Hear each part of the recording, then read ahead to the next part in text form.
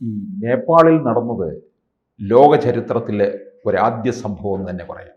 നമ്മൾ ന്യൂജൻ സമരമെന്നൊക്കെ അതിനെ വിശേഷിപ്പിച്ചു. ഇതൊരു പക്ഷേ ഇത്തരത്തിലൊരു ഭരണം അട്ടിമറിക്കുന്നത് ആദ്യമാണ്. ഇത് നമ്മൾ പലരും പറയുന്നു ഇന്ത്യയും ഭയക്കണം എന്ന്. ഇന്ത്യയെ സംബന്ധിച്ചിടത്തോളം ഇത്തരത്തിൽ സോഷ്യൽ മീഡിയയിലോട്ടൊന്നും ഒരു ഭരണകർത്താക്കൾ പോലും കടന്നുകയറ്റം നടത്തിയിട്ടില്ല. പിന്നെ എന്തുകൊണ്ട് നമ്മൾ അങ്ങനെ ഭയക്കണം? ഇന്ത്യ ഭയക്കണോ എന്ന് ചോദിച്ചാൽ പെട്ടെന്ന് ഭയക്കേണ്ട ആവശ്യമില്ല. പക്ഷേ social media, YouTube, Facebook, Twitter അല്ലെങ്കിൽ എക്സ് പ്ലാറ്റ്ഫോം, വാട്സാപ്പ്, ഇതെല്ലാം, ഇൻസ്റ്റഗ്രാം എല്ലാം ആയുധങ്ങളായിട്ട് മാറുന്ന ഒരു കാഴ്ചയാണ്. യുവജനങ്ങളുടെ കയ്യിൽ, അസംഘടിതരായ യുവജനങ്ങളുടെ കയ്യിൽ ഒന്നാം തരം ആയുധമായി ഭരണവിരുദ്ധതയിൽ ഈ ആയുധങ്ങൾ യുവജനങ്ങളെ ഒന്നിപ്പിക്കുന്നു. അല്ലെങ്കിൽ യുവജനങ്ങൾ ഈ ആയുധം ഉപയോഗിച്ചുകൊണ്ട് ഭരണവിരുദ്ധ വികാരത്തെ അവരുടേതായ രീതിയിൽ എക്സ്പ്രസ് ചെയ്യുന്നു. അത് റെജീം ചേഞ്ചിന്, റൂളർഷിപ്പ് ചേഞ്ചിന് കാരണമാകുന്നു. ഇത് ലോക ചരിത്രത്തിൽ ആദ്യമെന്ന് പറയാനാവില്ല. കാരണം ആധുനിക ലോകത്തെ 21-ാം നൂറ്റാണ്ടിലെ ഏതാണ്ട് എല്ലാ പ്രക്ഷോഭങ്ങളുടെ, രാഷ്ട്രീയ കക്ഷികൾ നടത്തുന്നതല്ലാത്ത എല്ലാ പ്രക്ഷോഭങ്ങളുടെയും പിന്നിൽ ഒരു കാറ്റലിസ്റ്റായി ഈ പറയുന്ന നവമാധ്യമങ്ങൾ ഉണ്ടായിരുന്നു എന്നതാണ് സത്യം.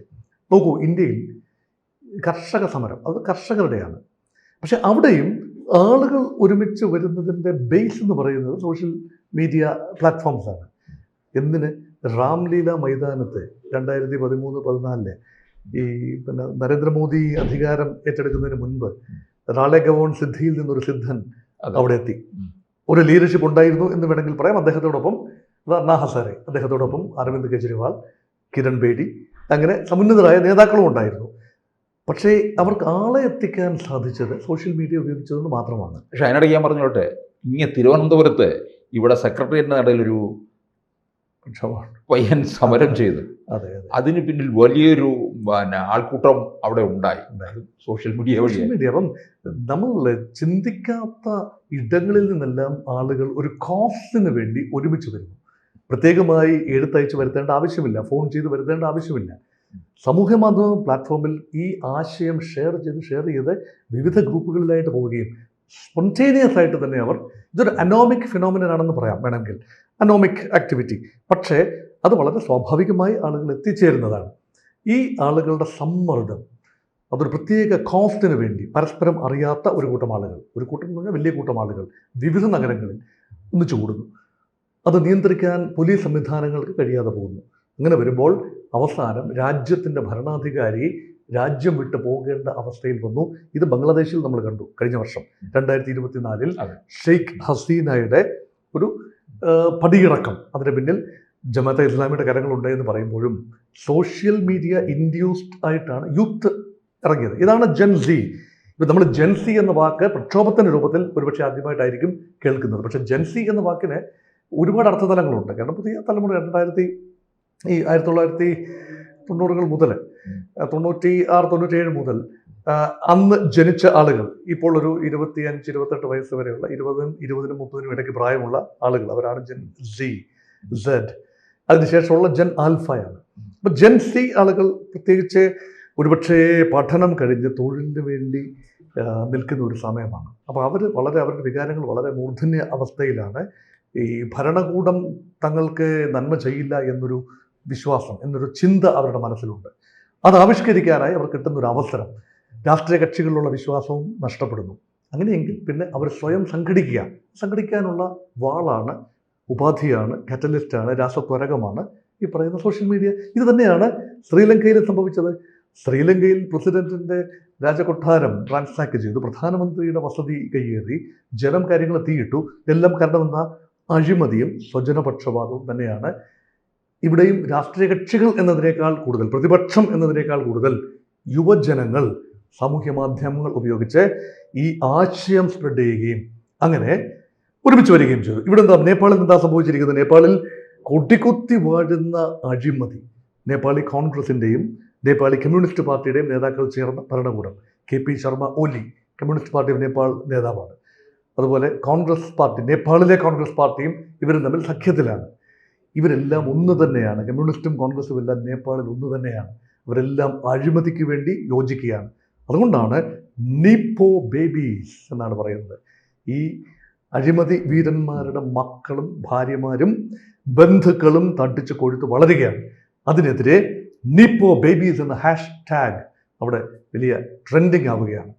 അതിനെതിരെയുള്ള പ്രക്ഷോഭമാണ്. അത് കൈവിട്ടുപോയി.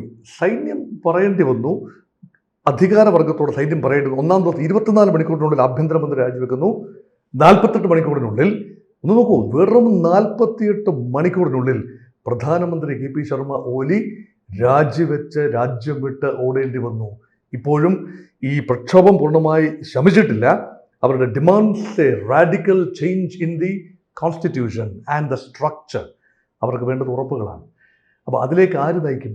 ഒരു അരാജകത്വമാണ്. ഇപ്പം നിലവിൽ ഒരു സൈനിക സാന്നിധ്യം അവിടെയുണ്ട്. പക്ഷേ സൈന്യം അധികാരം ഏറ്റെടുത്തു എന്ന് പറയാനും ആവില്ല.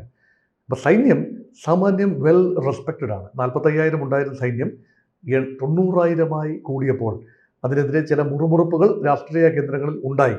പക്ഷെ ജനം ഇപ്പോഴും സൈന്യത്തെ വിശ്വസിക്കുന്നു. സൈന്യം പറയുന്നു, ഞങ്ങൾ ജനങ്ങൾക്ക് നേരെ നിറയൊഴിക്കാൻ തയ്യാറല്ല. 1989 ടിയനൻമെൻ സ്ക്വയറിൽ, ചൈനയിൽ ടിയനൻമെൻ സ്ക്വയറിൽ വൻ പ്രക്ഷോഭം അരങ്ങേറി. അപ്പോൾ അവിടെ അത് ഒതുക്കി തീർത്ത് ദിവസങ്ങളോളം നീണ്ടുനിന്ന പ്രക്ഷോഭം അവസാനം ഒതുക്കി തീർത്തത് Chinese government, communist party, the central military commission. അവർ പട്ടാളക്കാരോട് പറഞ്ഞു, നേരത്തെ പിടിച്ച് വെടിവെച്ചാൽ പിന്നെ ഒന്നും കേട്ടിട്ടില്ല നമ്മൾ. പിന്നെ ഒന്നും തന്നെ ചൈനയിൽ പിന്നൊരു ജനകീയ പ്രക്ഷോഭത്തെക്കുറിച്ച് കേട്ടിട്ടില്ല. ബലപ്രയോഗത്തിലൂടെ പീപ്പിൾസ് ലിബറേഷൻ ആർമി ആ പ്രക്ഷോഭത്തെ അടിച്ചൊതുക്കി. അതിന് ചിത്രങ്ങൾ പോലും ലഭ്യമല്ല. അവിടെ അത്രയ്ക്ക് അയൺ കർട്ടനാണ്. പക്ഷേ നേപ്പാളിൽ അങ്ങനെയല്ല. നേപ്പാളിൽ നടക്കുന്നതിൻ്റെ ലൈവ് ദൃശ്യങ്ങൾ ലോകത്തെല്ലായിടത്തും റെഡിലി അവൈലബിൾ ആണ്. സൈന്യം they refuse to shoot at their own people. അവരുടെ ജനങ്ങൾക്കെതിരെ നിറയൊഴിക്കാൻ വിസമ്മതിക്കുന്ന സൈന്യം. അതിൻ്റെ എല്ലാ അഡ്വാൻറ്റേജ് ആണ് ഇപ്പോൾ കണ്ടത്. അപ്പോൾ ഇവിടെ ഇതിപ്പം ശ്രീലങ്ക ഇൻ 2022, പാകിസ്ഥാൻ ഇൻ 2023, അത് ഇമ്രാൻഖാൻ്റെ പതനം എന്ന് പറയുമ്പോൾ അത് മറ്റൊരു കാരണമാണ്. പക്ഷേ അവിടെയും അഴിമതി, സ്വജനപക്ഷപാതം, കെടുകാര്യസ്ഥത, സാമ്പത്തിക ക്രമം അട്ടിമറിക്കപ്പെടുന്നു, രൂപയുടെ മൂല്യം കുറയുന്നു, ജനം തെരുവിലിറങ്ങി. അപ്പം ഇമ്രാൻഖാൻ അപ്പോഴും പോപ്പുലറായിട്ട് നിന്നു. പക്ഷേ അതൊരു മറ്റൊരു രീതി. എങ്കിലും അവിടെയും യുവജനങ്ങളാണ് പ്രതികരിച്ചത്. അപ്പോൾ youth power should not be underestimated. ഇതാണ് അതിൻ്റെ സന്ദേശം. അങ്ങനെയെങ്കിൽ ലോകത്ത് ഏറ്റവും അധികം സാമൂഹിക മാധ്യമങ്ങൾ ഉപയോഗിക്കുന്ന രാജ്യം ഇന്ത്യയാണ്. അല്ല, സമൂഹ മാധ്യമങ്ങളുടെ നിരോധനത്തിലാണല്ലോ അവിടെ ഈ പ്രശ്നങ്ങൾ അത്ര ഉണ്ടായത്. പക്ഷേ അതല്ലാതെയും പ്രശ്നങ്ങൾ ഇവർക്ക് വേണമെന്നുണ്ടെങ്കിൽ ഒന്നിക്കാം ഈ യുവജനങ്ങൾക്ക്. കാരണം അഴിമതിക്കെതിരെ പോരാടാനും ഒരുപക്ഷെ സമൂഹ മാധ്യമങ്ങൾ ഒരു കാറ്റലിസ്റ്റ് എപ്പോഴും ആവശ്യമാണ്. നോക്കൂ, ബംഗ്ലാദേശിൽ ഭരണമാറ്റം ഉണ്ടായത് എങ്ങനെയാണ്? ഷെയ്ഖ് ഹസീന ഗവൺമെൻറ് അന്നത്തെ 1971 അവരുടെ ഈ ബംഗ്ലാദേശ് രൂപീകരണ സമയത്തെ സ്വാതന്ത്ര്യ പോരാട്ടം, ആ പോരാളികളെ അവരുടെ കുടുംബാംഗങ്ങൾക്ക്, പിന്മുറക്കാർക്ക് സംവരണം അനുവദിച്ചുകൊണ്ടുള്ള പ്രഖ്യാപനം വന്നപ്പോൾ സംവരണ വിരുദ്ധ പ്രക്ഷോഭമായി തുടങ്ങിയത് അവസാനം സോഷ്യൽ മീഡിയയിലൂടെ വ്യാപിക്കുകയും അവസാനം ഷെയ്ഖ് ഹസീനയ്ക്ക് നാട് വിട്ടു പോകേണ്ടി വന്നു. ഇപ്പോൾ അഭയത്തിലാണ്. ഇന്ത്യയിൽ അവർ അഭയത്തിലാണ്, രാഷ്ട്രീയ അഭയത്തിലാണ്. അതുകൊണ്ട് ഇത് റെജീം ചേഞ്ച് സംഭവിക്കുന്നത് സ്വന്തം പട്ടാളം. അപ്പോൾ ഇന്ത്യയിൽ ഇത് സംഭവിക്കാനുള്ള സാധ്യത കുറവാണ്. ഒന്ന്, ഇന്ത്യയിൽ ഈ ഗ്രീവൻസസ് റെപ്രസെൻ്റ് ചെയ്യാൻ ഒരു പൊളിറ്റിക്കൽ സ്ട്രക്ചർ സ്ട്രോങ് ആയി ഉണ്ട്. ശക്തമായ ഭരണപക്ഷവും സാമാന്യം ശക്തമായ പ്രതിപക്ഷവും ഉണ്ട്.